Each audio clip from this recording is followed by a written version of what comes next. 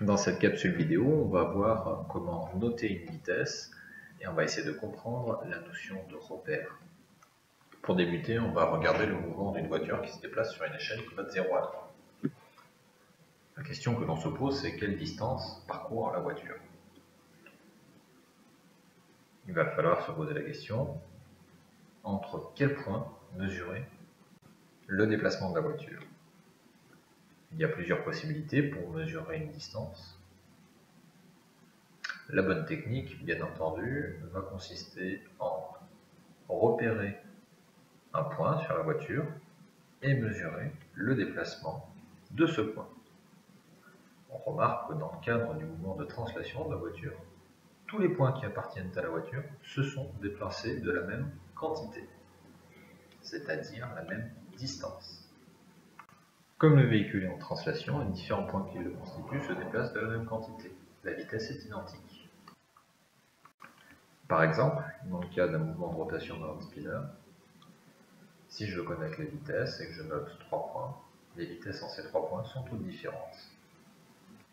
On s'en rend surtout compte avec l'exemple du hand spinner.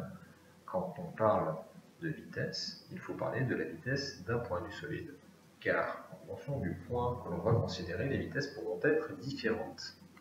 La seconde chose à laquelle il va falloir faire attention, c'est la notion de référence par rapport à laquelle on souhaite connaître la vitesse. Ici, deux véhicules se déplacent à la même vitesse par rapport au sol, mais entre eux, leur vitesse est nulle. Quand on parle de vitesse, on parle donc de vitesse relative. Si, par exemple, je suis dans un train qui est en mouvement et que moi-même je suis assis à l'intérieur de ce train-là, je ne serai donc pas en mouvement par rapport au train, je n'aurai pas de vitesse par rapport au train, mais j'aurai bien de vitesse par rapport au sol.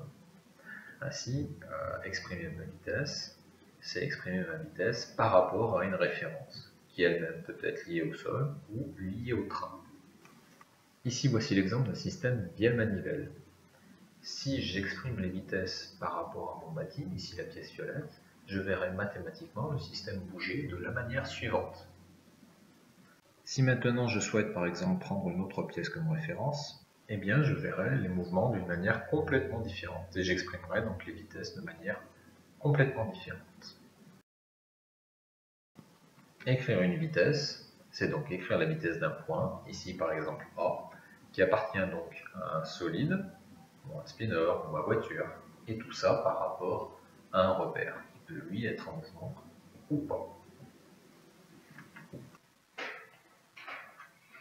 Pour parler de la rotation ou de la vitesse de rotation, on parle plutôt de taux de rotation.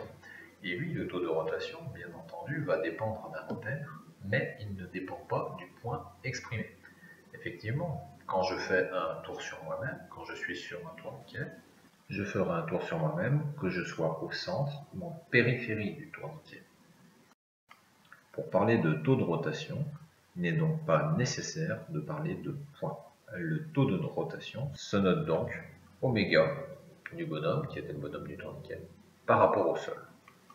En conclusion, on a vu que pour les vitesses, il était important d'exprimer la vitesse par rapport à un point et une référence, tandis que pour les taux de rotation, seule la référence était importante. Il n'était pas nécessaire de préciser deux points.